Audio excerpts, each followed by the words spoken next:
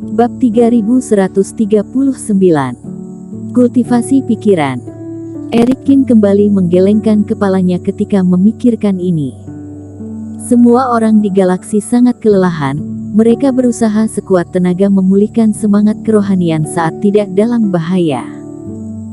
Mereka juga tidak memiliki ruang pemurnian obat untuk membantu dirinya, jadi ini sama seperti membuang-buang waktu berharga mereka.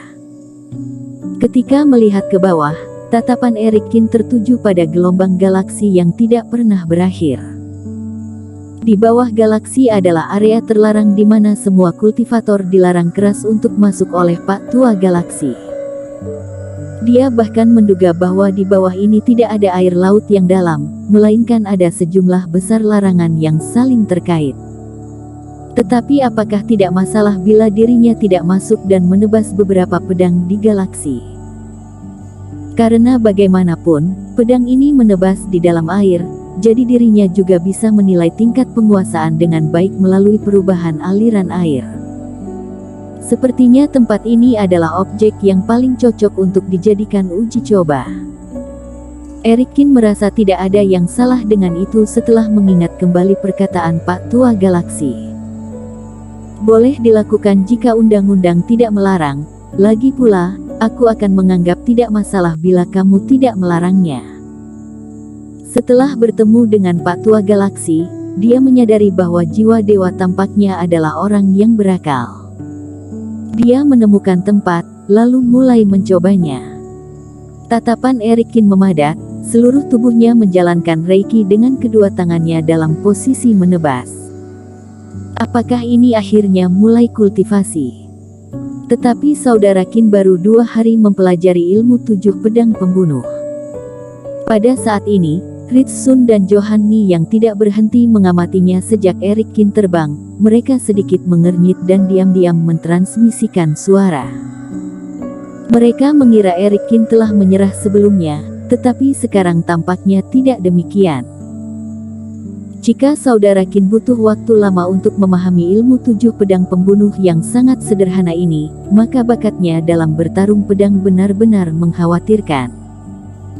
Tidak bisa dikatakan seperti itu, bisa jadi, teman seiman Qin adalah tipe kultivasi pikiran. Kultivasi pikiran. Ritsun kaget. Dalam kalangan kultivasi, ada banyak sekali pejuang kebanggaan, cara kultivasinya juga beragam. Cara lebih konvensional adalah seperti mereka, selangkah demi selangkah. Pertama-tama memahami makna pedang, memperjelas esensinya, lalu mulai berlatih. Tetapi ada juga beberapa kultivator yang pandai menyerap pengalaman dari pertempuran. Setelah memahami gambaran umum teknik, mereka tidak berminat untuk belajar keras, melainkan lebih memilih meningkatkan diri melalui pengalaman darah dan api. Begitu juga sebaliknya, bahwa tidak banyak kultivator yang pandai menghitung segala sesuatu dengan kerohanian. Ini kurang lebih mirip dengan master surgawi. Kultivator semacam ini akan menghitung semua teknik dengan jelas dalam pikiran mereka, bahkan meramal segala macam kemungkinan dan mempelajari teknik dalam pikirannya. Jika mengalami pertarungan yang sebenarnya dengan cara ini, maka meskipun baru pertama kali menjalankan teknik, tetapi manfaatnya sudah sangat luar biasa. Jika kultivasi pikiran, dia seharusnya bisa memulainya dalam waktu 2 hari, bukan? Pikir Ritsun. Setelah kontak beberapa hari ini dengannya, bakat Erikin seharusnya tidak terlalu rendah, karena dia bahkan butuh 2 hari untuk meramal tekniknya. Ini terlalu omong kosong. Lihat, saudara Qin bertindak, sebentar lagi kita akan tahu kemampuannya. Ketika keduanya menyaksikan dengan prihatin, Erikin mengubah napasnya menjadi ekstrim, dan kemudian menebas. Hal yang membuat Erikin terdiam adalah bahwa ilmu pedang yang telah berhasil dilakukan sebelumnya kembali gagal kali ini. Melihat ini, Johanni dan Ritsun tertegun sejenak. Setelah mempelajari selama 2 hari, Erikin akhirnya menebas, tetapi ternyata gagal total. Ini adalah hasil bagi seorang kultivator dalam keadaan fase transendensi atau bahkan dalam keadaan pembagian jiwa yang baru berlatih selama 2 hari. Apakah ini kultivasi pikiran yang dikatakan saudara Ni? Kata Ritsun dengan mengerutkan sudut mulutnya. Tampaknya saudara Qin tidak memiliki bakat dalam ilmu pedang.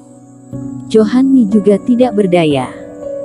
Namun, mereka berdua tidak tahu bahwa selama 2 hari ini, Eric Qin bukan memusatkan fokus untuk belajar memahami teknik, melainkan sibuk dengan hal-hal lain. Selain itu, masalah yang terjadi saat ini bukanlah masalah kemampuan Eric Qin.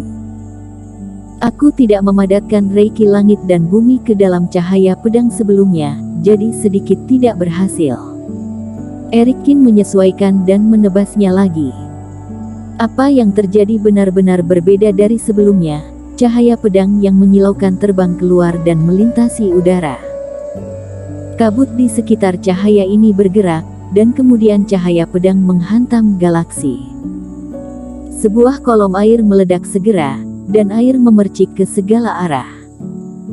Eric Qin memperhatikan dengan seksama, menyaksikan kekuatan cahaya pedang ini.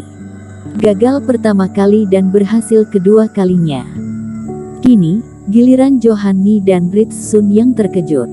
Apa yang terjadi? Eric Qin menebas total 2 kali, alhasil upaya keduanya berhasil. Perlu diketahui bahwa ilmu 7 pedang pembunuh sangat misterius dan 7 pedang ini berisi 7 variasi sumber energi, sehingga tingkat kesulitannya sangat tinggi, tetapi pada dasarnya sama. Mungkinkah Eric Qin sudah mengasah salah satu variasi sumber energi setelah mempelajari selama 2 hari? Apakah itu benar-benar kultivasi pikiran? Kini, Ritsun mulai curiga. Kapal bintang ini sangat besar, Eric Qin tidak melakukan formasi apapun selama 2 hari ini, tetapi malah berhasil dalam 2 tebasan. Mari kita amati lagi. Ternyata perubahan ini sedikit berkurang dalam kecepatan. Keduanya berencana untuk terus mengamatinya, tetapi Eric Qin telah menyadari masalahnya sendiri melalui fluktuasi permukaan air.